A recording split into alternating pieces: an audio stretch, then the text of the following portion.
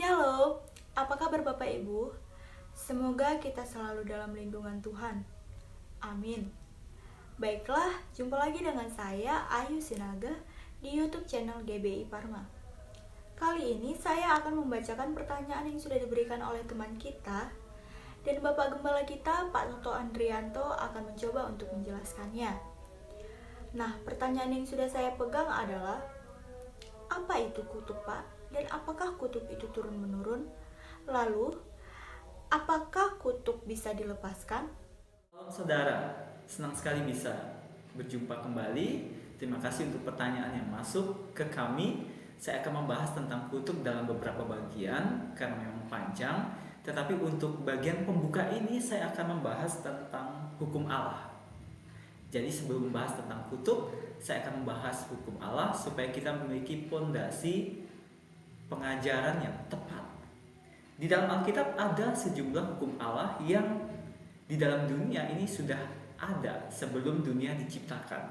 Apa saja hukum Allah itu yang ada sekarang? Yang pertama adalah hukum berkat. Hukum berkat ini berbicara tentang berkat Allah yang mengalir melalui keturunan, garis keturunan. Berkat-berkat yang diturunkan dari generasi ke generasi berikutnya, yaitu berkat jasmani, berkat materi, dan juga berkat rohani.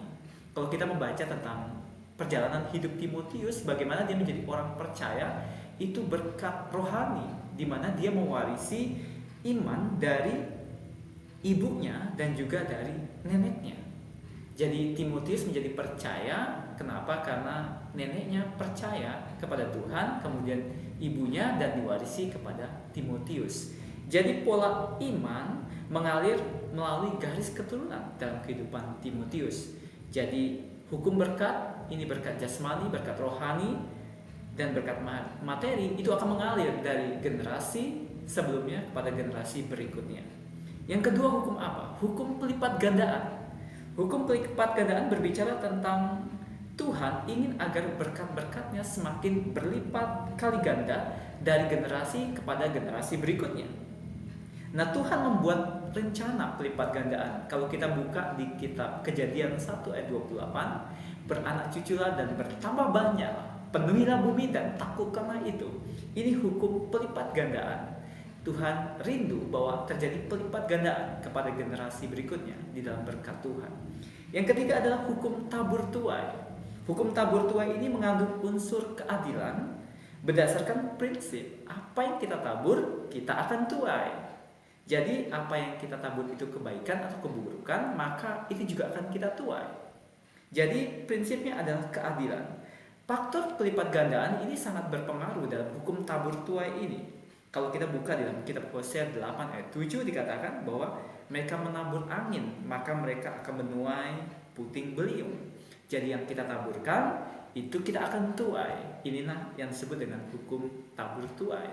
Yang keempat adalah hukum kejahatan turunan atau kutub turunan. Nah, di dalam kitab Keluaran dikatakan bahwa kalau kita gagal melakukan hukum Taurat, maka Tuhan akan membalaskan kejahatan kepada anak cucunya sampai kepada keturunan yang ketiga dan keempat. Hal ini bisa mengakibatkan kecacatan, kelemahan, dan kecenderungan untuk melakukan dosa yang sama dalam keluarga. Jadi dalam hukum Allah ada 4 hukum yang berlaku dalam dunia yang diciptakan Allah. Yang pertama adalah hukum berkat, yang kedua hukum pelipat gandaan, yang ketiga hukum tabur tuai, dan hukum kutub keturunan. Nah, jadi Bapak Ibu, kita harus tahu dulu sebelum kita masuk dalam kutub. Nanti di sesi berikutnya saya akan membahas tentang kutub, apa itu pengertian kutub, apa itu jenis-jenis kutub, apa itu dan bagaimana caranya kita melepaskan dari kutub. Saya percaya kita semua diberkati dengan pembelajaran 4 hukum Allah, hukum berkat, hukum pelipat gandaan, hukum tabur tuai, dan hukum kejahatan turunan. Tuhan memberkati.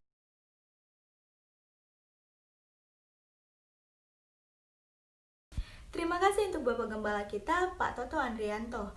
Semoga yang Bapak sampaikan dapat bermanfaat dan memberkati kami semua yang mendengarkannya. Dan untuk penonton setia channel YouTube GBI Parma, terima kasih dan semoga Tuhan Yesus selalu memberkati. Untuk yang baru menonton, jangan lupa like, komen, dan subscribe channel YouTube GBI Parma. Terima kasih dan Tuhan Yesus memberkati.